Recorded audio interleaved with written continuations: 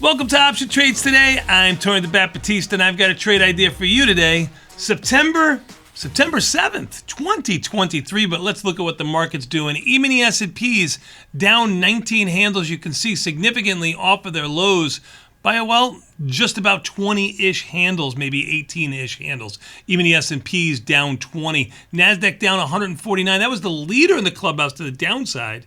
They've caught a little bit of a rally. I know that doesn't make too much sense when they're down 150 points. Well, they're down just about 1%, but as you can see, they're about 100 handles or 100 points lower than they were where they were. The Russell, on the other hand, was actually the strongest today. It's now down more than anything else, down about 1.25%, and the Dow has been leading the group, or at least trying to keep the group a little bit higher, up 6 handles or so, or 6 points. Volatility, 1576. You can see over here the last 3 days, we've been spiking up in volatility only to fall back down. Volatility a little bit lagging on how this overall market has been selling off. One of them has to give, meaning volatility has to expand more, or the market has to catch a little bit of a bid. If you go to your watch list and you have it set up like mine, you got this IVX 5-day change, and you've got expiration sitting here, and you've got the IV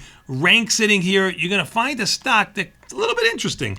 AMD with a 58 correlation to the market, from a 0 to 100.58, relatively high. I would consider 60 and above to be correlated to the market. So AMD has a decent correlation to the market. It's down today, $2.66.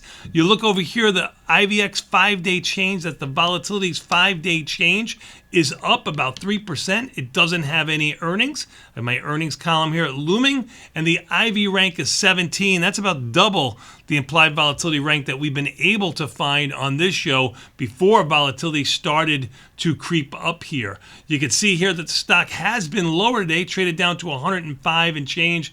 It's rallied up. It's down 266 today. It's rallied off of its lows. It opened at 106. It opened a little bit lower than where it is right now. I'm looking at an interesting trade here in October. I'm looking at buying an omnidirectional spread. I'm buying the 105 put. I'm selling 2 of the 100 puts. I was able to do this for $1.10 credit. If you look at this trade, it is a delta long position. There's 17 long deltas here, so you have to be a little bit long, or at least have a bias to the upside in AMD, because there's a long delta position. But it is omnidirectional. As you can see, this green line shows you where your risk is. There's no risk to the upside. It's continually green into perpetuity, and your downside is just under 95. Let's just call it 94 if you were able to do this at $1.10 credit. Actually, your break even would be $93.90 if you did it at $1.10 credit, but let's just round up against us to 94. If you look at AMD, for those who are charting this, if you look at 94, that's a number that we haven't seen since early May. Could it happen?